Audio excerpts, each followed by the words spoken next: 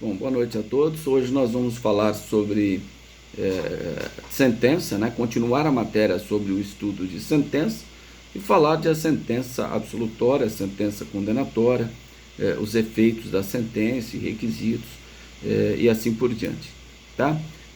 Mas antes de adentrar nesse estudo específico da sentença no sentido estrito, vamos falar um pouquinho do princípio da correlação. É um princípio de grande importância, porque está relacionado ao exercício do direito de defesa. Ou seja, o juiz, quando vai proferir uma sentença condenatória, ele estará adstrito àquilo que foi contido na acusação. E a defesa, ao mesmo tempo, né, ela vai apresentar toda a sua argumentação defensiva em relação aos fatos descritos na denúncia. Daí o princípio da correlação. A sentença deve corresponder àqueles fatos descritos na acusação, tá certo? Sob pena de afrontar a garantia constitucional da ampla defesa. Porque imagina o sujeito sendo condenado por um fato que não foi descrito na denúncia. Isso seria, tanto na ação pública como na ação penal privada subsidiária da pública, né? Isso seria uma grave violação do direito de defesa. Por isso que existe aí esse princípio da correlação, né? Como garantia da defesa, principalmente. Tá certo? Então, a sentença deve responder com a peça acusatória, com aquilo que foi narrado na peça acusatória. Se for uma sentença condenatória, o juiz fica adstrito àquilo que foi narrado na peça acusatória, tá certo? Só que nós vamos deparar com algumas situações. Será que o juiz poderá, o Ministério Público tem a domínio litis, né? Ou seja, ele que é o formador de opinião, né? Ele tem a opinião delitis, ao passo que a autoridade policial, conforme nós estudamos no mês passado, ele tem a informatio delitis, né? Mas o promotor é o formador de opinião em relação à ação penal, observando o princípio da obrigatoriedade e da indisponibilidade da ação penal, tá? Mas o que eu quero dizer que o juiz poderá condenar o réu a uma pena mas dar nova classificação jurídica ao fato, em consequência disso, condenaram a pena o réu de maior gravidade do que aquilo que foi descrito na denúncia. Será que isso seria possível? Não seria uma ofensa ao princípio da correlação? O que vocês acham? Ofenderia ou não ofenderia o princípio da correlação se o juiz condenasse, por exemplo, o promotor fala que é furto, o juiz condena pelo crime de roubo?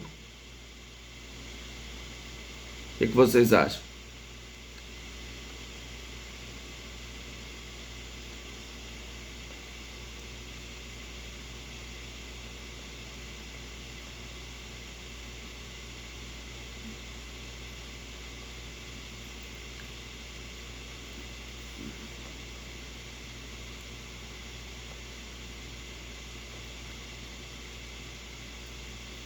Isso é o que nós chamamos, que está descrito aí no artigo, tem um microfone ligado aí, no artigo 383 do Código de Processo Penal, a emendatio libelli, ou seja, emenda na acusação.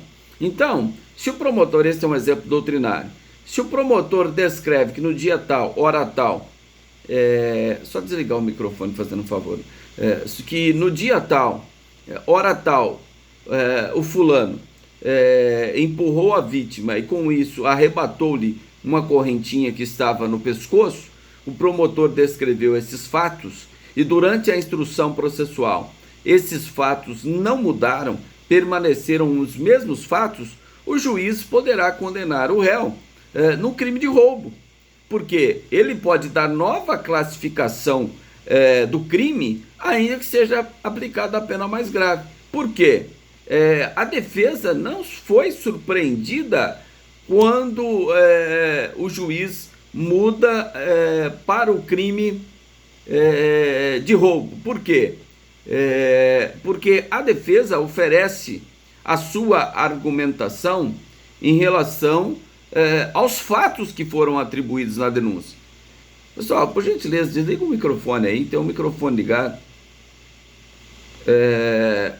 A defesa apresenta a sua tese defensiva em relação aos fatos. Quais são os fatos? A defesa vai se defender o quê? Que no dia tal, hora tal, fulano de tal, empurrou a vítima e arrebatou-lhe a correntinha que estava no pescoço. É disso que a defesa apresenta a sua argumentação. Ela não se defende que, olha, do crime do artigo 155, parágrafo 4º, por exemplo, que é o furto qualificado.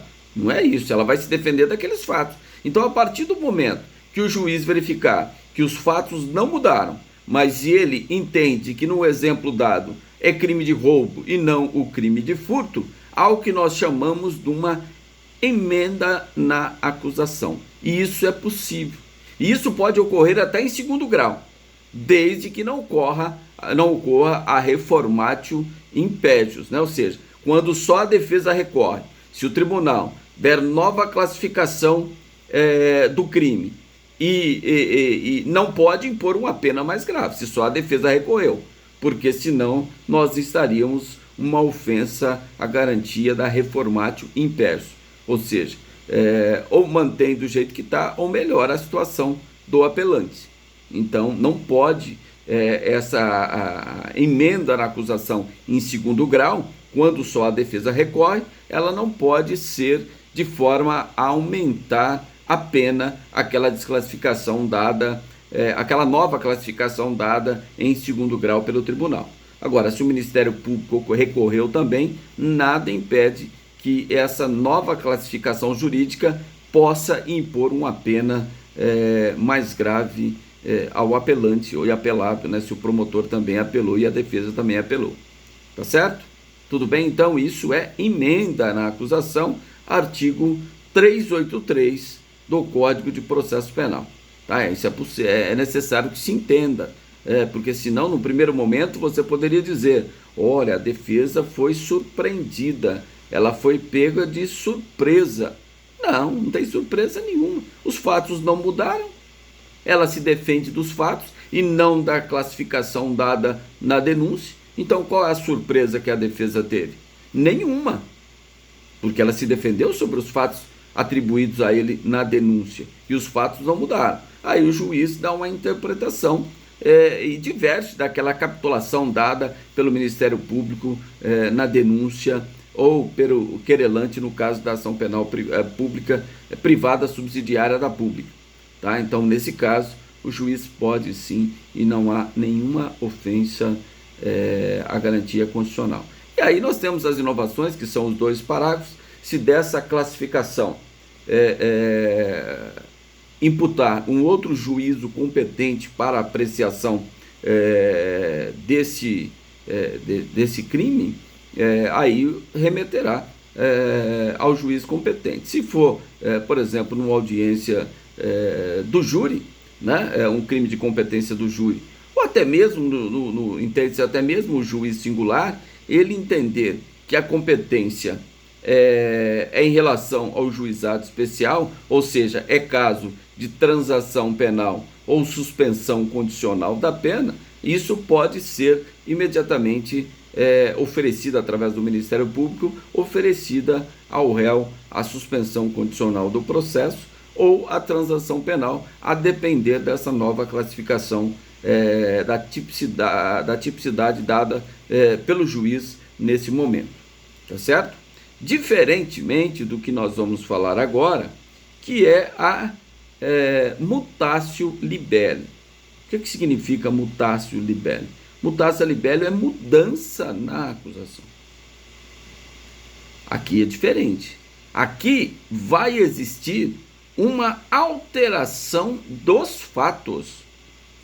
Se ocorrer essa alteração do fato de uma circunstância ou um elementar, não é circunstância elementar, isso foi mudado corretamente. Circunstância ou elementar do crime, isso faz com que o juiz tenha que baixar o processo, para que o Ministério Público possa aditar a denúncia.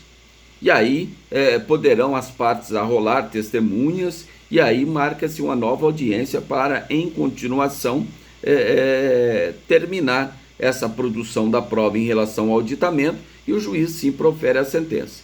Agora, se o juiz baixar para o aditamento, o promotor entender que não há nada o que aditar, aí, analogicamente, aplica o artigo 28, que é o princípio da devolução, ou seja, remete ao procurador-geral para que possa analisar se é caso de aditamento ou não em relação a mutatio libere.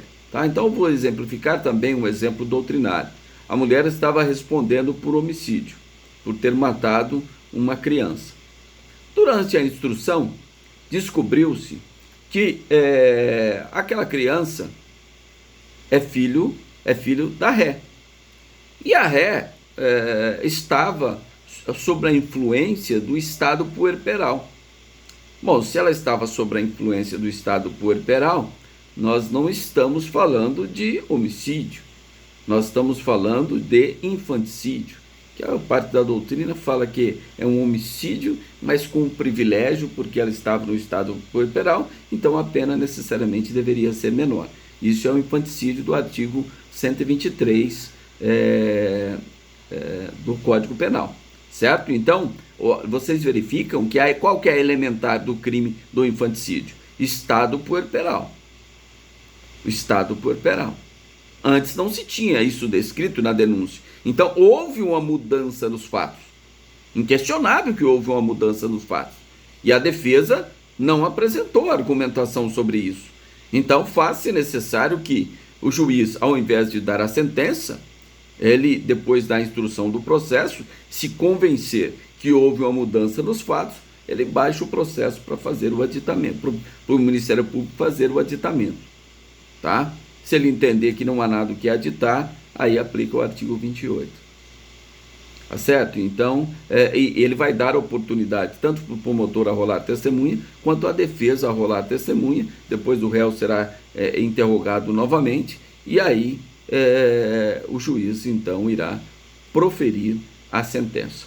Tá? Não tem essa possibilidade, não se admite a mutatio libelli em segundo grau de jurisdição. Mesmo porque, se admitisse, seria uma supressão de instância, né? Porque essas questões de baixar o processo para o Ministério Público editar, isso aí é formação de prova, isso aí é primeiro grau de jurisdição. Então, não se aplica a mutatio libelli em segundo grau de jurisdição. Tá? O que eu estou falando está no artigo 384 e seus parágrafos do Código de Processo Penal. Então, falamos de dois institutos. Nós falamos da emendatio libelli, isso é permitido, artigo 383, o juiz pode dar nova classificação dos fatos, sobre os fatos descritos na denúncia. Então, o promotor fala que é furto, o juiz entende que é roubo, mas os fatos descritos na denúncia não mudaram. O juiz pode. Agora, se houver alguma mudança dos fatos descritos na denúncia, durante a instrução, houve alguma mudança sobre os fatos, aí sim o juiz deverá baixar o processo para o Ministério Público apresentar o seu aditamento e a produção da prova, velando o contraditório e assegurando a ampla defesa no presente caso, para que ele possa, ao final, proferir a sentença. Certo? Então, pois não.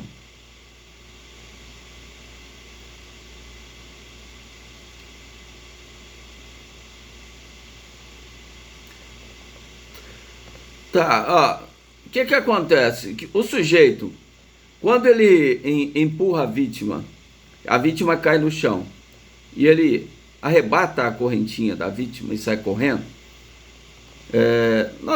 o promotor entendeu que isso seria um crime de furto qualificado, certo? Furto qualificado, esse é o entendimento do promotor. Quando foi a instrução, os fatos não mudaram. As testemunhas falaram, não, realmente, ele passou correndo, deu um esbarrão na vítima e ele conseguiu arrebatar a correntinha dela. Ok, as vítimas, as testemunhas falaram isso. Aí, durante a instrução, então, os fatos não mudaram. Os fatos ficaram como aqueles descritos na denúncia. O juiz entende e fala, não, mas houve um emprego de violência aí. Eu entendo que isso é um roubo. Isso não é um furto. Eu entendo que é um roubo. Então, o juiz poderá condenar o sujeito no crime de roubo? Tranquilamente, porque os fatos não mudaram. Aquela interpretação que teria sido um furto, ou seja, que não houve emprego de violência para a subtração da coisa, o juiz entendeu que aquele empurrão foi uma violência, que o sujeito usou de violência, né, para subtrair aquele bem material, aquela correntinha. Então o juiz deu uma classificação naqueles fatos descritos pelo Ministério Público, ele deu uma nova classificação, ainda que seja impor uma pena de maior gravidade. Isso é possível? Sim, é possível nos termos do artigo 384 do Código, aliás, 383 do Código de Processo Penal, que é a emendatio libelli, emenda na acusação. Certo? Tudo bem? Então, quem está com o código aí, por gentileza, me auxilia aí na leitura dos artigos para que a gente possa ganhar tempo nessas aulas. Quem pode ler o artigo 385, que fala que o juiz poderá absolver ainda que o Ministério Público tenha pleiteado uma sentença condenatória. É isso que diz o artigo 385? Quem pode fazer a leitura?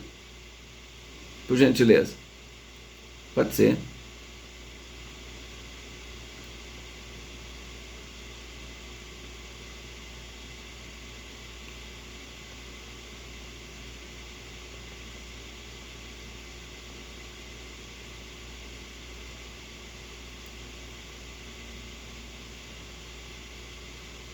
Certo? Então, essa parte de agravantes e atenuantes, o juiz não fica impedido de reconhecer, ainda que não esteja descrito na denúncia. Tá? O juiz pode, né? O 385 autoriza, mesmo o Ministério Público, né? O nome já diz, ele é promotor de justiça. Então, ele tem a obrigação institucional que, se não houver indícios de autoria demonstrado ou autoria comprovada, indícios só para oferecer a denúncia, mas para condenar é necessário que tenha uma certeza da acusação e a materialidade delitiva demonstrada, obrigatoriamente ele deverá pedir o quê?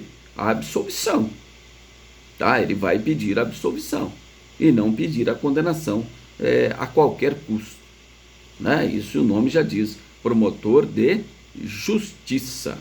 Então, fazer justiça não significa que o órgão tido como acusador, que ele sempre deve pedir a absolvição.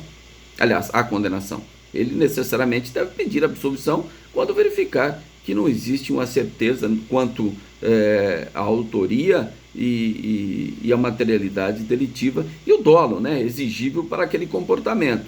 Porque se aquele crime é doloso, dolo direto ou eventual, vai estar descrito no tipo penal objetivo. Né? Se o legislador quiser afirmar diferente, ele o faz expressamente. Então, quando ele fala de homicídio, ele fala homicídio doloso, ou seja, ele pode ser praticado pelo dolo direto ou dolo eventual. Eu posso matar alguém querendo matar ou assumindo o risco de matar. Agora, ele diz também, olha, você pode agir de forma negligente, imprudente ou imperita e matar alguém. Então é homicídio culposo. Por que eu sei que existe homicídio culposo? Porque o legislador fez a previsão. Por que eu sei que existe lesão culposa? Porque o legislador fez a previsão no Código de Processo Penal, no Código de Trânsito envolvendo direção de veículo automotor. Né? Agora, existe furto culposo? É lógico que não, né? Ah, mas por que não? Porque seria inconcebível, mesma coisa, o legislador não fez a previsão legal. Então só admite a modalidade culposa quando o legislador o faz de forma expressamente. Né? O crime do artigo 130, perigo de contágio de moléstia venérea. Só admite aí o dolo. Por que não admite culpa? Porque falta previsão legal. Significa que o legislador não quis admitir a modalidade culposa, somente a modalidade dolosa. Tá? Mas voltando no que diz o artigo 385, as agravantes e atenuante, ainda que não conste na denúncia, o juiz poderá aplicá-las na sentença e não haverá nenhuma ofensa ao princípio da correlação. Tá? O juiz tem toda a liberdade. Tudo bem? Tranquilo? 3.8. Emendácio libelli, artigo 383, mutácio libelli, artigo 384, e 385 é o dispositivo que nós acabamos de fazer a leitura, dispõe que o promotor pode, na ação penal pública, o promotor pode pedir, o juiz pode condenar, ainda que o Ministério Público tenha pedido a absolvição, bem como reconhecer as agravantes e atenuantes não descritas na denúncia. Tá certo? Tudo bem? Artigo 385? Então vamos lá, vamos continuar, vamos falar agora da sentença absolutória. Então, nós verificamos aquele estudo anterior sobre os requisitos formais da sentença. Nós temos lá o relatório, exceto o juizado especial, que a lei dispensa o relatório. Nós temos o relatório, a fundamentação e o dispositivo. Quando o juiz for proferir uma sentença absolutória, necessariamente ele tem que fundamentar na sentença absolutória. O que é a sentença absolutória? Ele está julgando improcedente a pretensão acusatória. Então, para ele fazer desta forma, absolvendo o réu da imputação, ele deve fazer isso e fundamentar em um dos dispositivos descritos no artigo 386, inciso 1 ao 7. Certo? Então, ele tem que fundamentar numa sentença absolutória o inciso 1 ao 7 do Código de Processo Penal. Por exemplo, se o sujeito responde a vários crimes, ele pode, em relação a esses crimes, eu estou absolvendo com fundamento num artigo, e em relação ao outro crime, eu estou absolvendo com fundamento em outro dispositivo. Isso pode acontecer? Pode, tranquilamente. Por que é importante o juiz? O juiz não pode só dizer assim, olha, tendo em vista a fragilidade da prova, o Ministério Público não conseguiu demonstrar sequer indícios de autoria que foi o sujeito o autor do crime.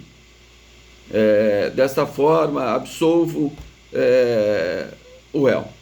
Não. Ele tem que narrar em que dispositivo que ele está absolvendo, com fundamento no 386, inciso 1.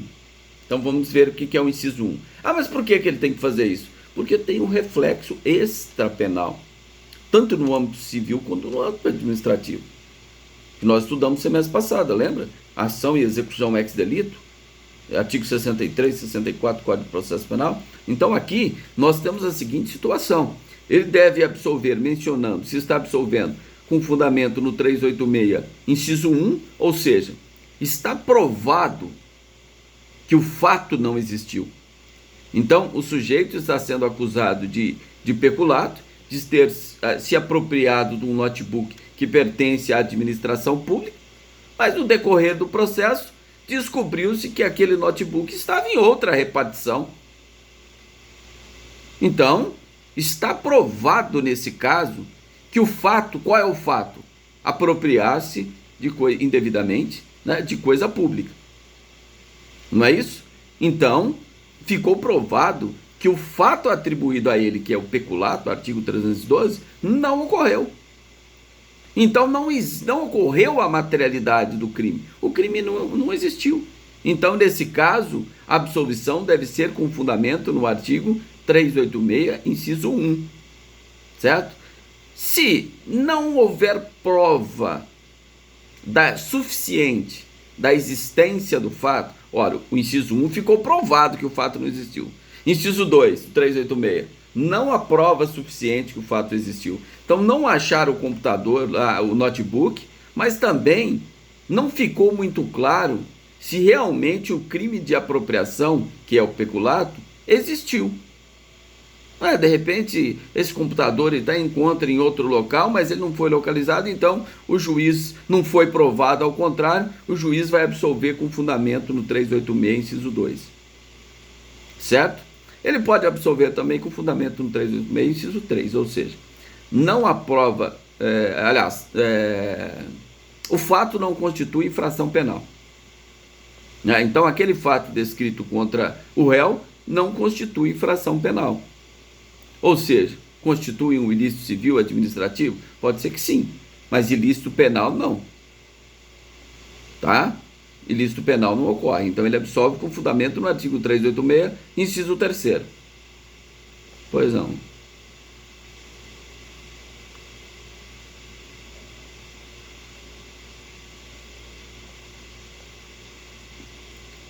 Não, nesse caso, não faz coisa julgada, o inciso 3º.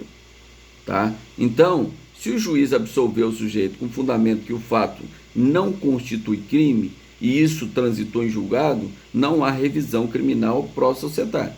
O Ministério Público não pode novamente pedir para reabrir o processo, porque não existe revisão criminal pró-societária, ainda mais de sentença absolutória.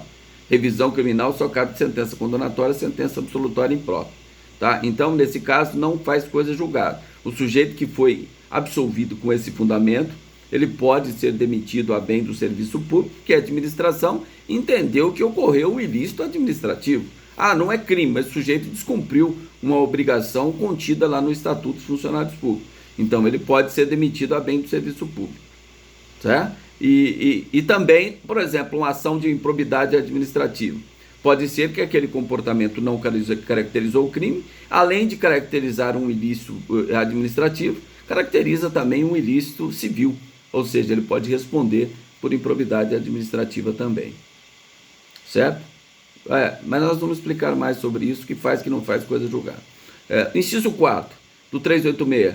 Está provado que o sujeito não concorreu para o crime. Então, esse é o quesito da negativa da autoria.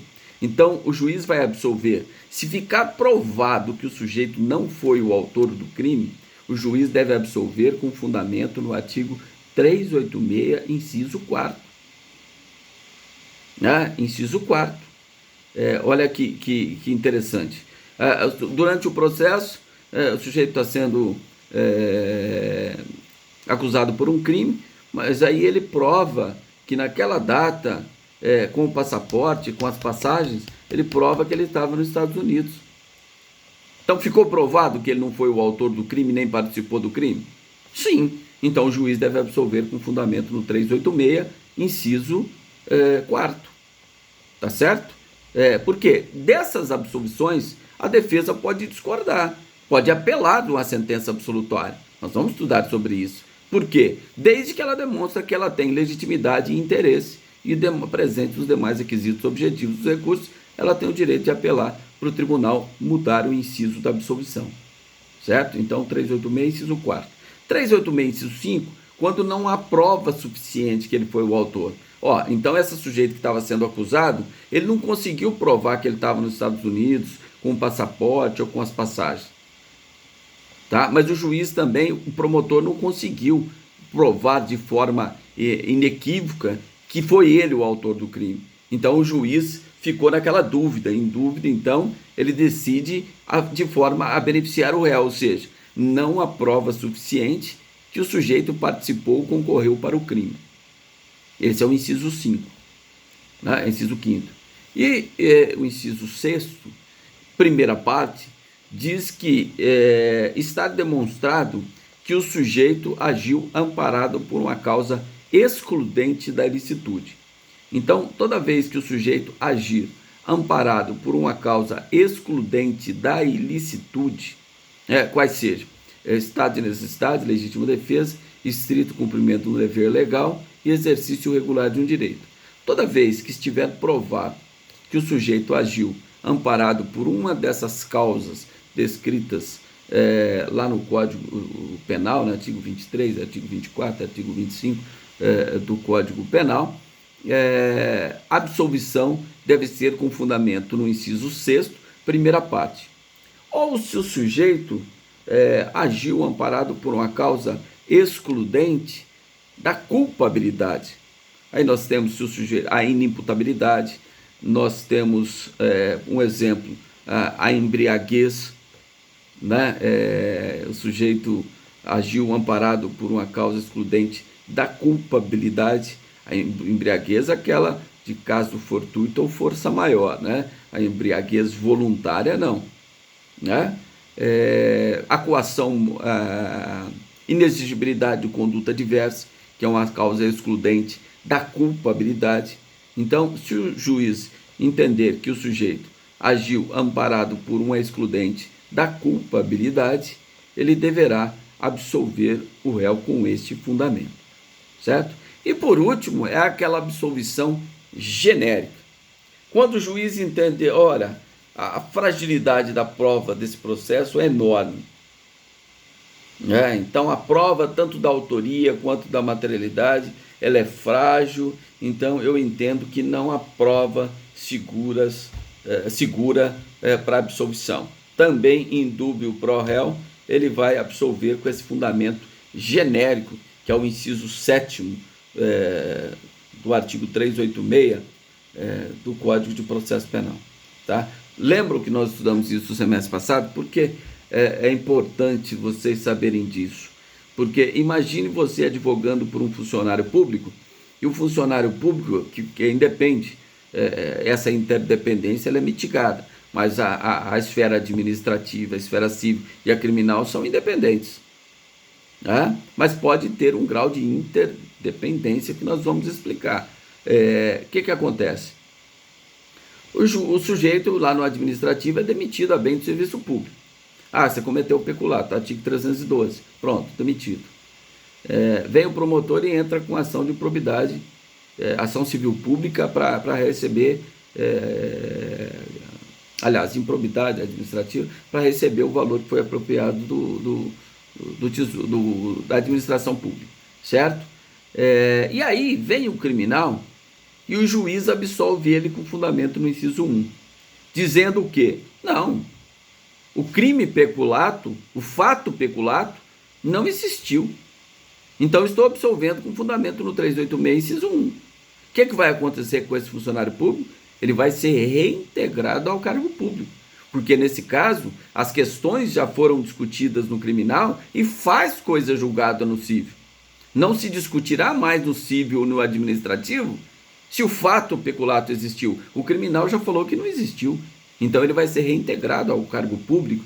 Essa ação de improbidade ela deve ser extinta, porque ele não pode sofrer nenhuma consequência no âmbito administrativo, no âmbito civil. Tá? Só essa fundamentação? Não. São 3 fundamentações que autorizam essa reintegração nesse exemplo do funcionário público. Então, se eu estou advogando para um funcionário público que foi demitido a bem do serviço público antes do final do processo administrativo, o que interessa para ele é a fundamentação no inciso 1 ou a fundamentação no inciso 4º, porque o inciso 4 do 386 está provado que o sujeito não concorreu para o crime. Então, a negativa de autoria. Então, o funcionário público provou que naquele dia que ele foi acusado de ter apropriados lá do notebook, ele estava nos Estados Unidos de férias. Como que ele poderia cometer um crime? Então, nesse caso, se ele foi demitido administrativamente, ele deve ser reintegrado ao cargo público? É lógico que sim. Então, nesse caso, nós podemos afirmar que a absolvição com fundamento no 386, inciso 4º, faz coisa julgada no civil. Não se discutirá mais se o crime existiu ou quem foi o autor do crime, porque essas questões já foram decididas no criminal. Da mesma forma, o policial militar matou alguém, tudo bem, matou alguém, aí ele foi demitido a bem de serviço público imediatamente, e a família já entrou com ação de reparação de dano contra o Estado, tá? Depois o Estado paga e regressivamente iria voltar-se contra o funcionário, o policial. Mas aí no julgamento o policial foi absolvido pela tese de legítima defesa. Quem age em legítima defesa age de acordo com o direito.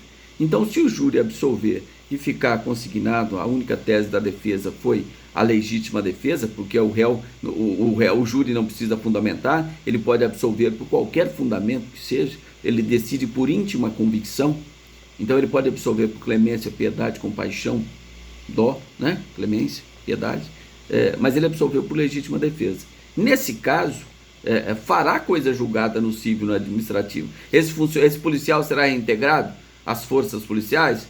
É lógico que sim, porque a justiça criminal está dizendo que ele agiu de acordo com o direito. Ele agiu amparado por uma das causas excludentes da ilicitude, no caso que eu exemplifiquei, a legítima defesa. Nesse caso, ele deve ser reintegrado ao cargo público e não tem que indenizar nada. Nem o Estado tem que indenizar, porque o seu agente agiu de acordo com a lei, agiu em legítima defesa, portanto, não pode sofrer nenhuma consequência no âmbito administrativo ou no âmbito criminal. Olha a importância dessa absolvição. Então, esses são os 3 incisos que fazem coisa julgada no cívil. Inciso 1, inciso 4 e inciso 6, primeira parte. Segunda parte, não, excludente da culpabilidade, ele deve responder administrativamente e civilmente, porque nesse caso, todas as outras hipóteses não faz coisa julgada no cívil. Só faz coisa julgada no cívil, negativa de autoria, está provado que o crime não existiu, inciso 1, inciso 4, que é a negativa de autoria, ou inciso 6, primeira parte, é ter o sujeito agido amparado por uma das causas excludentes da ilicitude. Certo? Verificaram a importância disso?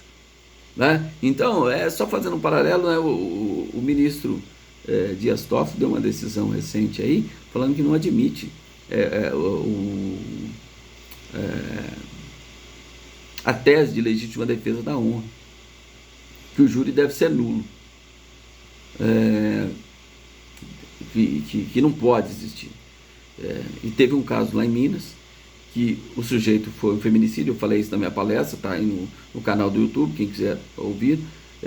O sujeito foi absolvido pelo júri, ele teve um segundo júri, e aí, foi absolvido no primeiro júri, a defesa tinha alegado essa tese, legítima defesa a homem, uma tentativa de feminicídio, onde o próprio marido confessa que teria tentado matar a mulher. Aí o tribunal anulou, a defesa recorreu para o STJ, a STJ manteve, a Defensoria Pública do Estado de Minas Gerais foi no STF, e o STF decidiu, a primeira turma do STF decidiu que, no caso de absolvição, o Ministério Público não poderia recorrer em virtude do princípio da soberania dos vereditos, ou seja, que a soberania é absoluta, que aquela absolvição não poderia ser modificada. Então, quando o ministro Dias Toffoli fala em legítima defesa da honra, o júri decide com a íntima convicção. Então, se não mudar essa questão da quesitação, porque o terceiro quesito nos crimes de competência do tribunal do júri é um quesito genérico afirmativo. O réu deve ser absolvido? Essa é a pergunta que se faz aos jurados. Não precisa nem a defesa alegar a legítima defesa da honra. Se o jurado quiser absolver por legítima defesa da honra, não tem como evitar, porque ele não precisa fundamentar, ele não fundamenta suas decisões, ele decide por íntima convicção. Como que eu sei por que ele absolveu? Ele pode ter absolvido por clemência, piedade, dó, compaixão, ele pode ter acatado a tese da legítima defesa da honra, que nem sequer foi alegada. Mas se for alegada, cadê a plenitude de defesa que há no tribunal do júri? Eu não posso ser impedido. Tudo bem, não seria amoral, né? Eu defender o sujeito que matou a mulher, eu defender que ele agiu amparado por legítima defesa da honra, como se a mulher fosse propriedade dele e ele pudesse agir desta forma e exigir um comportamento dela. Por isso que existe o direito civil para resolver essas questões conjugais, que nem adultério crime é. O artigo 240 foi revogado, o Código Penal, há muitos anos. Então o direito civil que deve resolver essas questões, e não o sujeito tirar a vida da mulher, sustentar que foi traído, por isso ele tirou a vida da mulher. Não defendo isso, não é isso que eu estou dizendo. Mas se isso for ventilado durante a sessão, cadê a plenitude de defesa do réu? Tem como impedir isso? Tudo bem, vamos anular o júri então. E no segundo julgamento? Só pode recorrer com fundamento no artigo 593, inciso 3º, letra D, uma única vez. Aí o promotor recorre porque foi defendida a legítima defesa da honra. Vem o segundo julgamento. O júri absolve da mesma coisa. Mesma defesa não está delegada. Não cabe mais recurso do promotor com um fundamento na letra D. Então, portanto, o sujeito está absolvido. Fora da questão da própria primeira Câmara do Supremo Tribunal Federal entender que a absolvição do júri é soberana, não caberia nem recurso da acusação. E isso vai ser discutido no pleno do Supremo Tribunal Federal. Se essa soberania dos vereditos é absoluta ou ela é relativa. Então são são algumas decisões aí que não dá para entender. Mas só colocando essa questão atual aí para vocês. Tudo bem? Sobre sentença absolutória, está lá no artigo 386. Então, quem pode ler aí o 386, inciso 1, 2, quem pode ler? São efeitos da sentença condenatória. Se o sujeito estiver preso, ser colocado imediatamente em liberdade, esse é um dos principais efeitos da sentença absolutória. O que mais? 386, inciso 1, 2, quem pode fazer a leitura aí?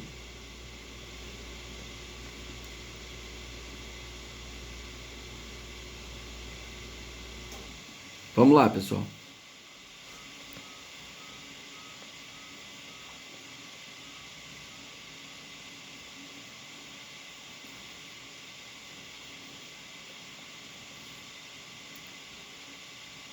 Não, desculpa, é o 386 parágrafo. Esse é o caput que nós acabamos de discutir, do inciso 1 ao 7. Parágrafo 1. Vamos lá.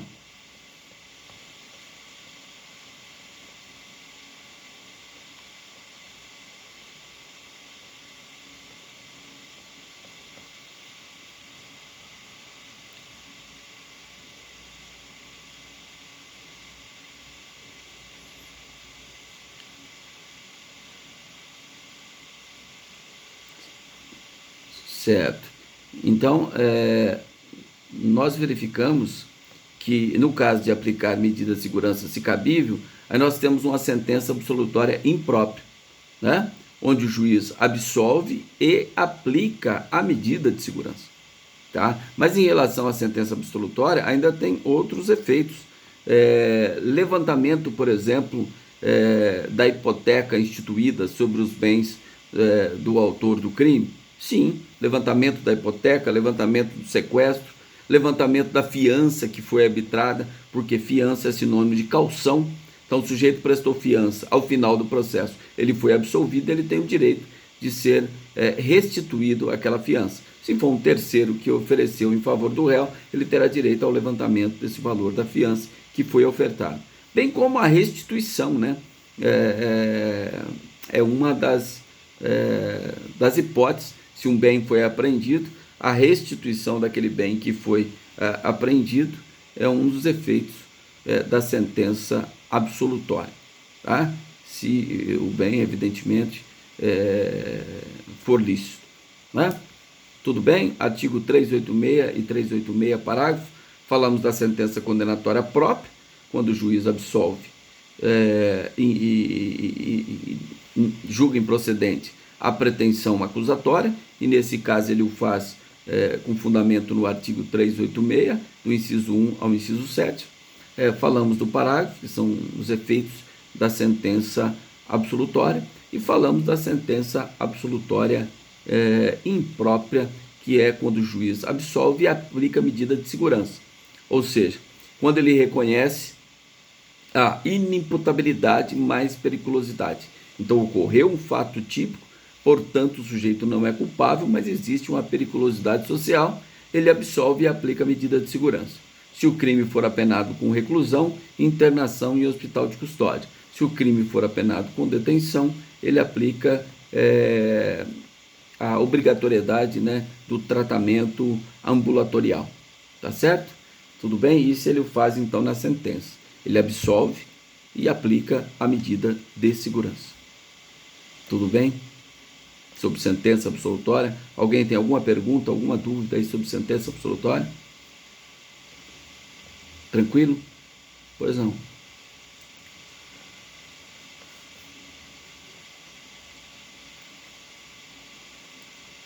Não.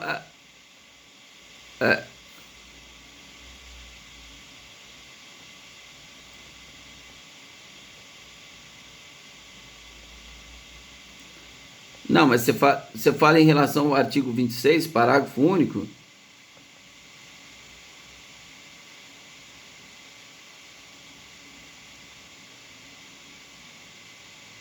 Mas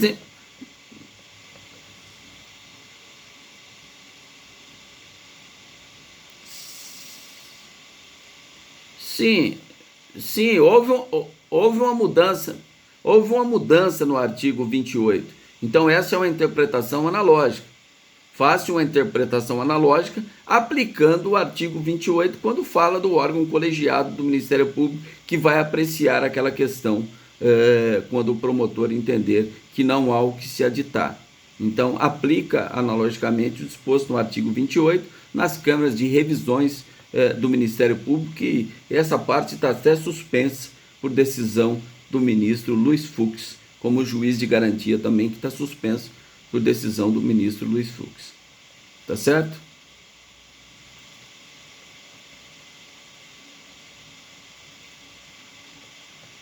Sim, essa é a matéria que nós estudamos no semestre passado. Ele está aplicando o princípio da não persecução criminal. O promotor, tanto no âmbito estadual como no âmbito federal, se atender às infrações estabelecidas ali no artigo 28A, o sujeito confessa, ao meu ver, é absolutamente inconstitucional. O sujeito tem o dever de confessar, e isso pode lhe trazer, ainda que não se discute mérito, mas só o fato dele confessar pode lhe trazer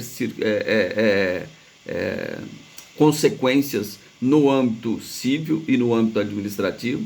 Então eu acho que existe o princípio da não culpabilidade, ninguém é obrigado a confessar um crime. Então essa exigência de confessar, ao meu ver, ela é inconstitucional frente a esse dispositivo, tá? Mas ele está em vigência, está em aplicação. Tudo bem? Então tá, vamos... Pois não.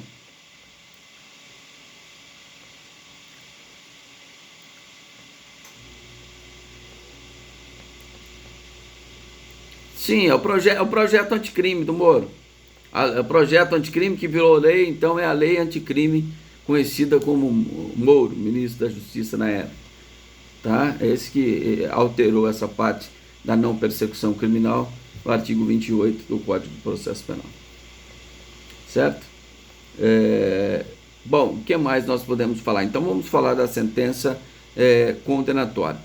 Então, a sentença condenatória, o juiz vai julgar parcial ou totalmente procedente a pretensão acusatória. Então ele reconhece aí necessário a certeza da autoria do crime, a inequívoca prova que o sujeito foi o autor do crime, e bem como a materialidade delitiva, ou seja, a existência do crime. Então, com essa segurança devidamente fundamentada, o juiz então vai proferir a sentença condenatória. E para ele proferir a sentença condenatória, nós verificamos, talvez vocês vão fazer uma peça prática, não sei, a sentença condenatória, ela, para o juiz proferir uma sentença, nós temos os requisitos: a parte do relatório, salvo o juizado, a fundamentação, e a parte dispositiva, que é a sentença propriamente dita. Então, quando o juiz fala que a autoria e materialidade está comprovada, aí ele passa na parte dispositiva realmente a fazer a sentença.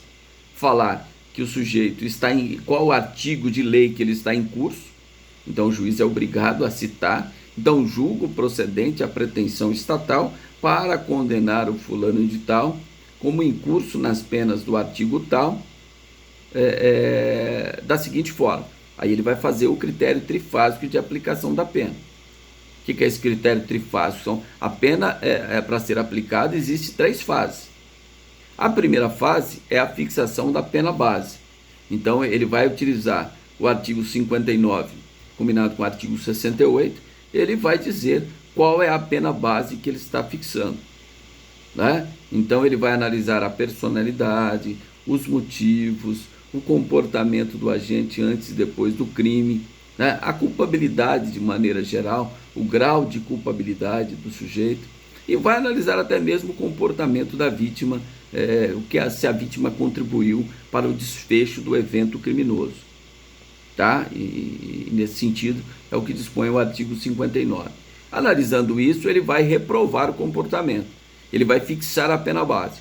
Essa pena base pode ser fixada acima do mínimo legal? Pode, se o juiz fundamentar, evidentemente, porque a doutrina e a jurisprudência no sentido que réu primário sem antecedentes criminais, a pena base deve ser fixada no mínimo legal.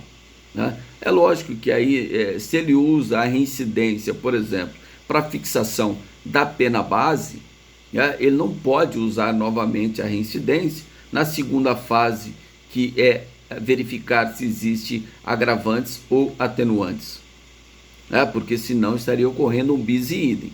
Então ele pode fixar, usar a reincidência para a fixação da pena base, e na segunda fase ele não vai usar a reincidência como um agravante.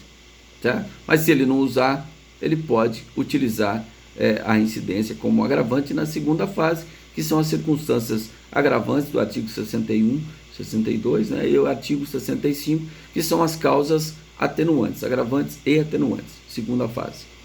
Entende-se o Superior Tribunal de Justiça, a súmula 231 do STJ, que se ele fixou a pena base no mínimo legal, se tiver alguma circunstância atenuante, essa mínima, na segunda fase, essa pena não poderá ser abaixo do mínimo legal. Então, se a pena do crime é de 2 a 8, ele fixou em 2 a mínima, se tiver a confissão, ele não pode diminuir nem nada na segunda fase sobre a confissão, porque a pena base já foi fixada no mínimo legal. Então, esse é o entendimento do STJ, a súmula 231 do STJ nesse sentido. Há posicionamentos diferenciados. Tem juízes e tem doutrinadores que sustentam que não.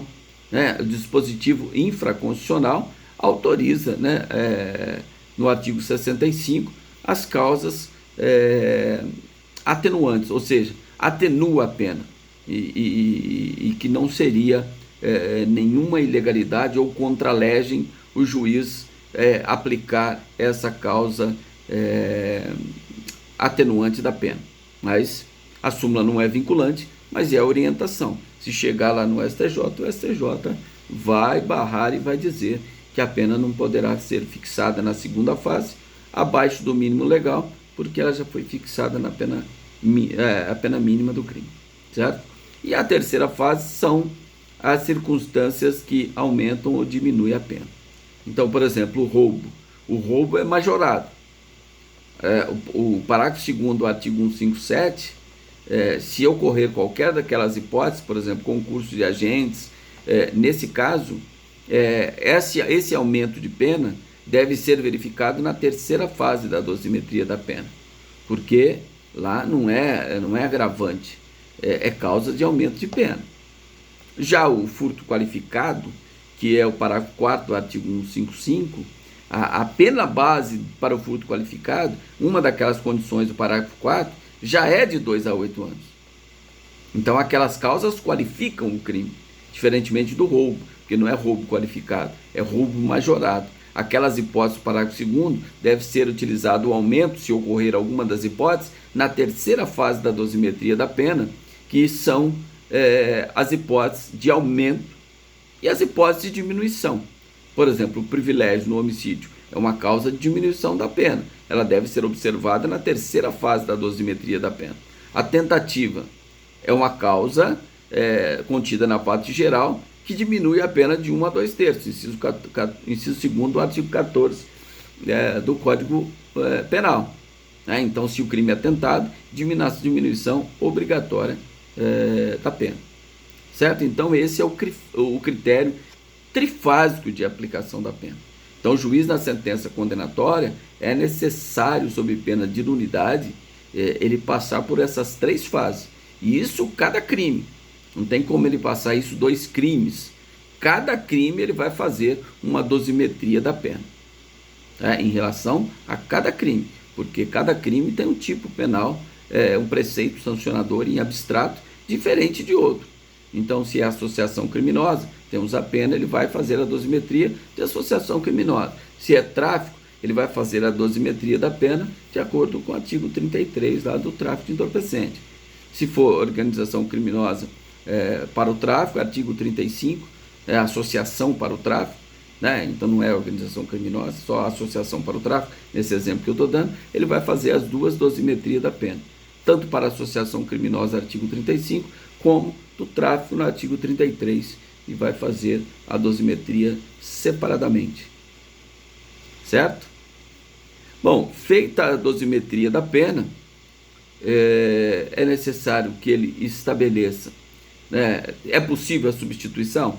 Se a pena for igual ou menor de 4 anos e o crime praticado sem violência ou grave ameaça, e o sujeito não seja reincidente, ainda se for reincidente, poderá ser aplicada a pena alternativa se a medida for recomendada. Está lá no artigo 44 seguintes. Tá? Então o juiz vai substituir a pena privativa da liberdade por penas restritivas de direito, tá? Do artigo 44 do Código Penal. Tá? Ele vai fazer essa substituição.